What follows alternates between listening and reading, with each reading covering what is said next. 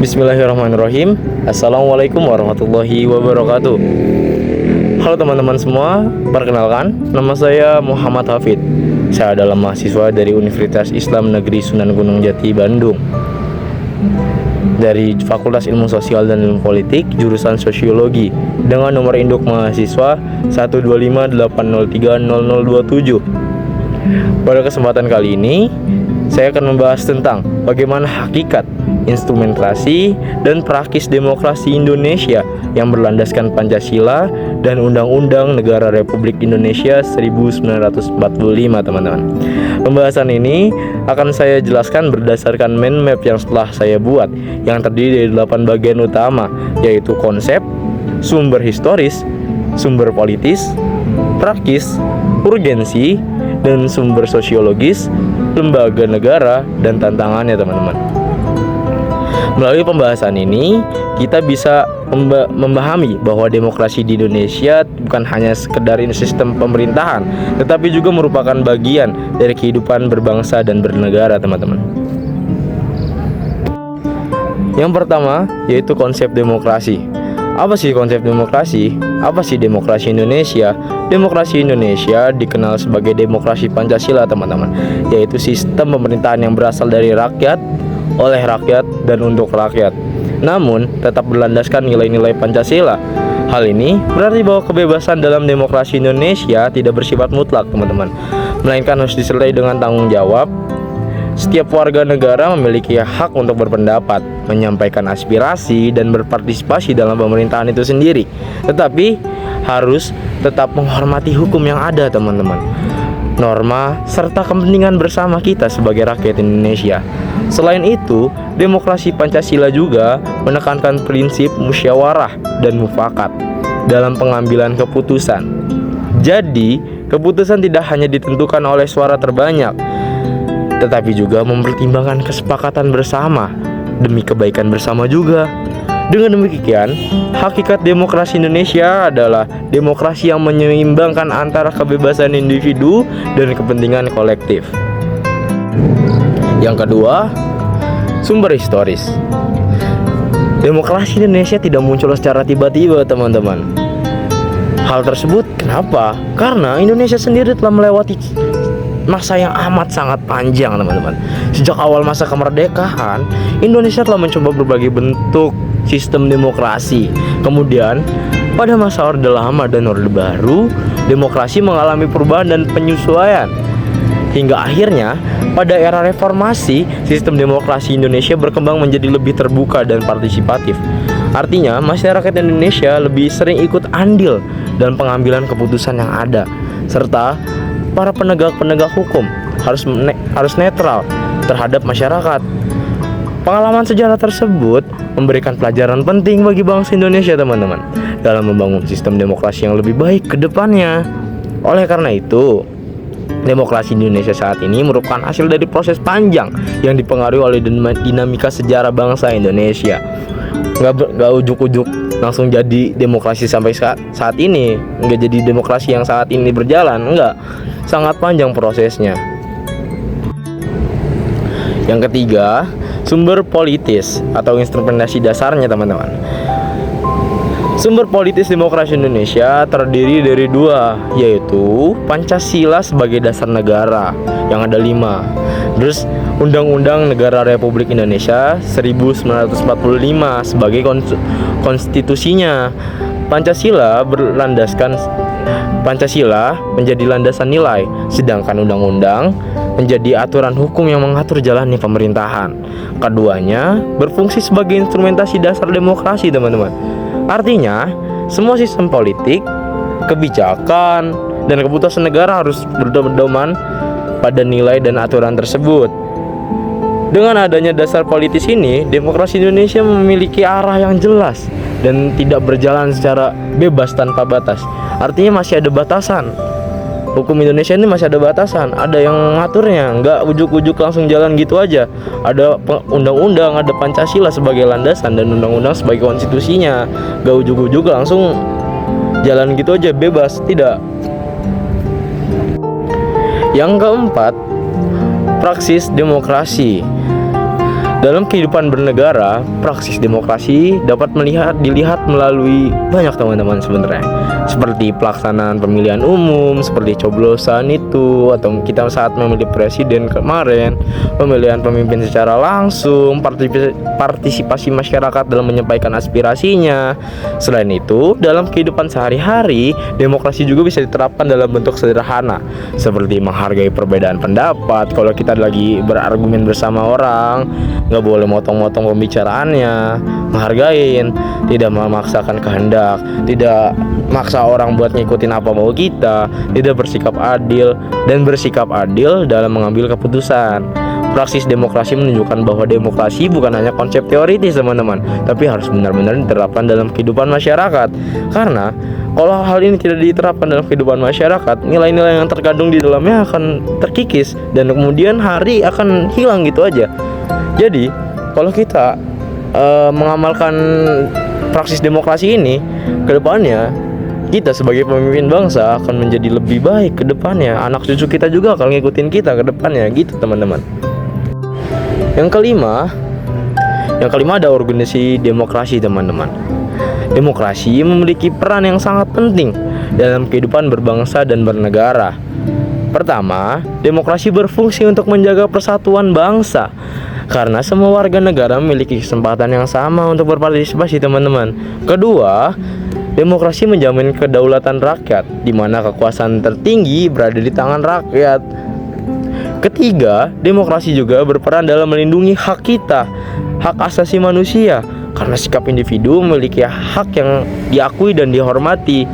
Nggak bebas juga sih, karena setiap orang memiliki hak dan hak yang harus diakui gitu tuh. Dengan demikian, demokrasi menjadi sistem yang penting untuk menciptakan kehidupan yang adil dan seimbang dalam masyarakat teman-teman. Nah, yang keenam, ada sumber sosiologis. Jadi sumber ini berasal dari nilai-nilai yang hidup dan berkembang dalam masyarakat Indonesia sejak lama teman-teman. Kayak nilai-nilainya itu antara lain gotong royong, musyawarah mufakat, kekeluargaan gitu tuh. Nilai-nilai ini menjadi ciri khas demokrasi Indonesia teman-teman, karena mencerminkan budaya bangsa yang mengutamakan kebersamaan dan kerjasama. Kayak misal setiap perkumpulan atau kampung gitu pasti punya pemuda-pemuda, pemikir-pemikir desa yang berkumpul. Aspirasi mereka tuh ditampung, dijalankan dengan baik teman-teman, tidak serta-merta karena sendiri-sendiri aja. Oleh karena itu teman-teman, demokrasi Indonesia tidak hanya didasarkan pada teori politik saja, tetapi juga berakar dari kehidupan sosial masyarakatnya.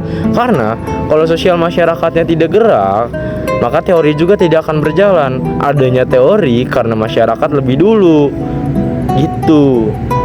Yang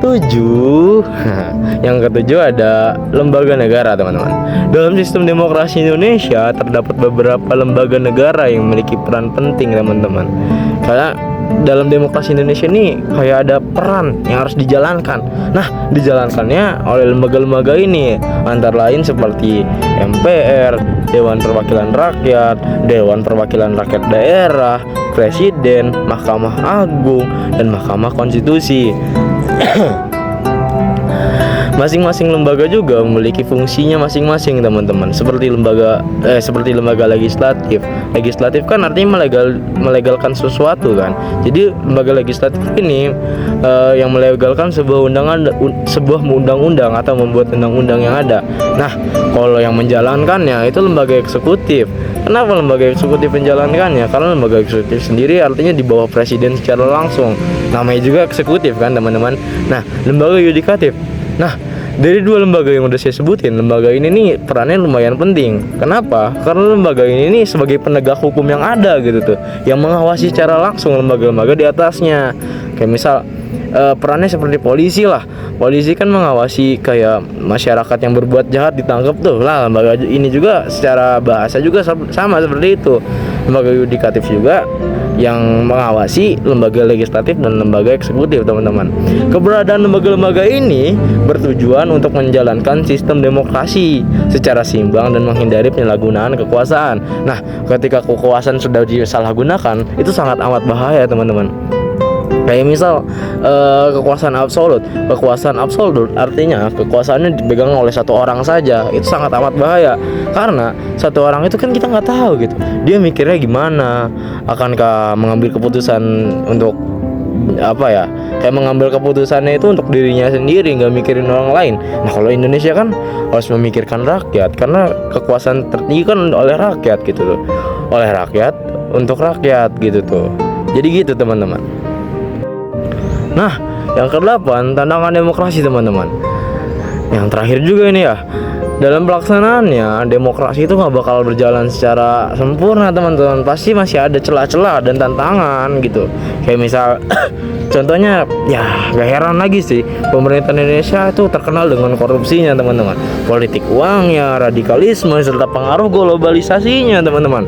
Masalah-masalah ini dapat menghambat jalannya demokrasi gitu tuh. Hal ini nggak boleh.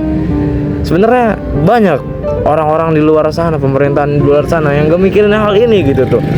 Misal dalam uang negara dia palingan ngambil 5.000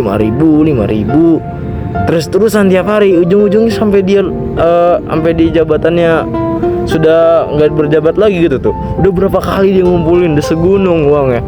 Jadi hal ini nih kelihatannya emang sepele teman-teman, cuma 5.000 tapi berdampaknya sangat amat bahaya, menghambat jalannya demokrasi loh teman-teman, dan merusak kepercayaan masyarakat terhadap pemerintah. Ini yang sangat amat bahaya. Ketika masyarakat sudah tidak percaya pemerintah, masyarakat percaya kepada siapa? Kan yang menjalankan demokrasi adalah pemerintah dan masyarakat. Keduanya harus saling menjalankan dong. Oleh karena itu teman-teman, diperlukan kesadaran dan partisipasi aktif dari seluruh warga negara untuk menjaga dan memperkuat demokrasi. Kita sebagai masyarakat Indonesia harus ikut andil juga nih. Kalau misal ada suatu kasus gitu tuh ya, ada kasus-kasus tertentu, kita harus kritis. Oh, kasus ini misal minyak negara nih, minyak negara sisa segini, banyak ada kapal yang terjebak gitu di Selat Hormuz. Kita harus harus kritis gitu. Apa hal yang harus kita lakukan? Kita harus berpartisipasi ikut gitu tuh. Jangan diem-diem aja, ini mah gak berpengaruh dalam kehidupan gua. Gak boleh gitu. Kita harus ikut andil dalam menegakkan hukum itu sendiri teman-teman. Kalau kita diem aja sampai-sampai nanti kita yang dipenjara jadinya kan nggak mau kan. Jadi kita harus ikut andil juga dalam masalah-masalah yang ada di Indonesia sendiri. Terakhir teman-teman, sebagai penutup aja ini mah ya, jadi dapat disimpulkan bahwa demokrasi Indonesia memiliki hakikat sebagai demokrasi Pancasila itu sendiri. Nah, instrumentasinya berupa Pancasila, Undang-Undang Republik Indonesia, Negara Republik Indonesia 1945 dan lembaga negara. Nah, serta praksis yang diterapkan dalam kehidupan sehari-hari. Nah, contohnya kayak tadi, kita nggak boleh motong omongan orang, ngejudge apa yang disampaikan oleh orang. Kalau dia berpendapat seperti itu, artinya dia emang mau berpendapat seperti itu. Kita nggak boleh ngejudge dia gitu tuh. Karena coba kalau kita yang dijudge, kita juga nggak seneng. Jadi nggak boleh teman-teman. Nah, demokrasi bukan hanya sistem pemerintahan, tapi juga harus menjadi sikap dan budaya dalam kehidupan kita sebagai warga negara. Kita juga harus ikut andil dalam masalah-masalah yang ada di negara kita. Kita nggak boleh diem aja gitu aja kalau lagi ada masalah. Karena mungkin kalau kalian mikir ya, masalah-masalah di negara nggak bakal ngaruh di kehidupan gua. Gak boleh gitu. Kenapa? Masalah kecil yang ada di sebuah negara bisa berdampak sangat amat besar bagi seluruh rakyat negara tersebut. Kayak misal tadi, misal minyak negara gitu menipis. Artinya apa? Kalian naik motor pakai bensin. Kalau minyak bensin habis, alhasil harga bensin naik. Kalau harga bensin naik, kalian demo, nggak seneng.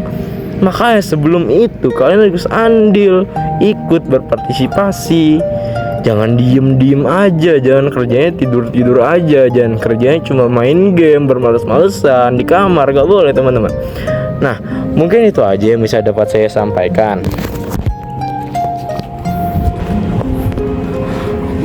Kurang dan lebihnya mohon maaf. Saya Muhammad Hafid dengan nomor induk mahasiswa 12580300027 pamit undur diri. Terima kasih. Wassalamualaikum warahmatullahi wabarakatuh.